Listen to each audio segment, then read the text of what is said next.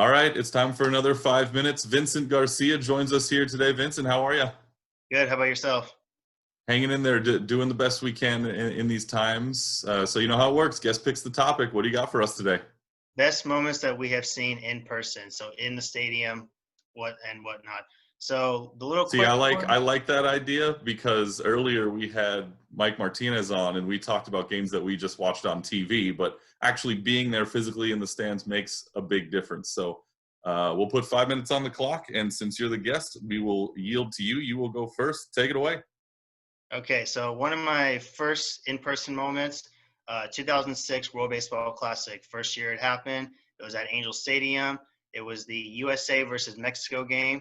Just back and forth. It felt like being at a soccer game. Instead, it was baseball and America's pastime, and and USA Mexico. Yeah, it was a really fun experience going back and forth. I got the opportunity to be at Yankee Stadium. Missed it, but had the tickets for it. A-Rod's 500 at Yankee Wow. Stadium against the Royals. And then speaking of the Yankees, the following or back in 2013, I got the opportunity to see Mariano Rivera on Father's Day, his last game at Angel Stadium, and my dad and I were there for it. It was a great Father's Day with him.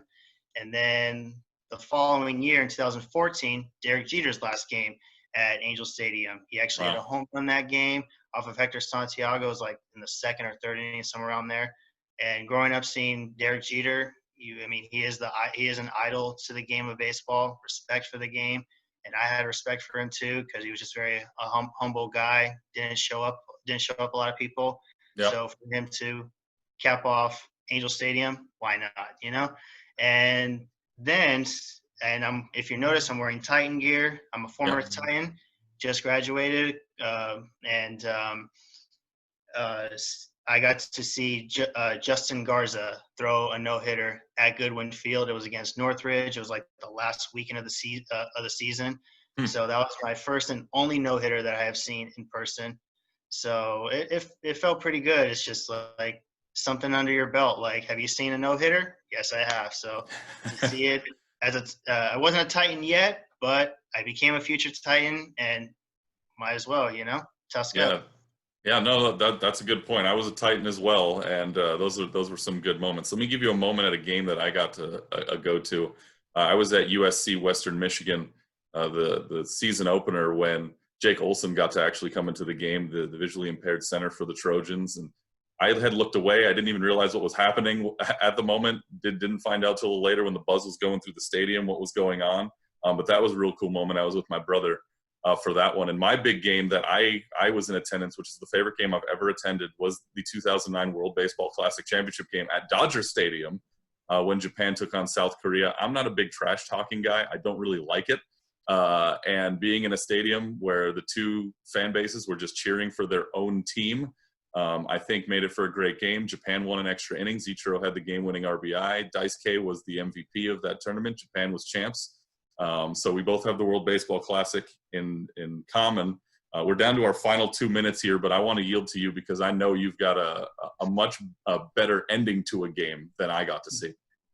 Yeah. So I got the opportunity to experience the comeback on Catella for all the Duck fans out there. And it was game 5 against Edmonton.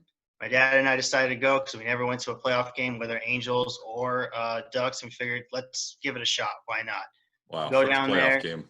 Yeah. Bought tickets. We were center ice up above.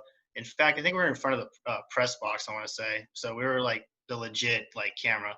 And there's 3-0, and we're sitting there, and then the final 4 minutes are coming in. My dad looks at me and he says, "Hey Vince, you wanna beat traffic?" And I said, "It's Mm-mm. playoff hockey, Dad. You Mm-mm. don't need playoff in general." He said, "All right. Well, I just want to hear the horn at least one time." So Getzlaf scores the first goal in under 4 minutes. All right, we got the goal. We got the horn. Okay, good. $200 well spent. $210 well spent. And then Fowler scores a couple seconds later. Oh, it's a 1-goal game. Okay, we have a shot. Gets pulled. We're in the last 20 seconds, and then with 15 seconds left, Raquel ties it up, and that's too bad people left. Wow. because if the arena was full, we would have put a crack in the roof. That's how loud it would have gotten. Wow. Overtime, doesn't score, and then Corey Perry wins it in double overtime. Greatest moment ever in person. I just love reliving that moment every single day.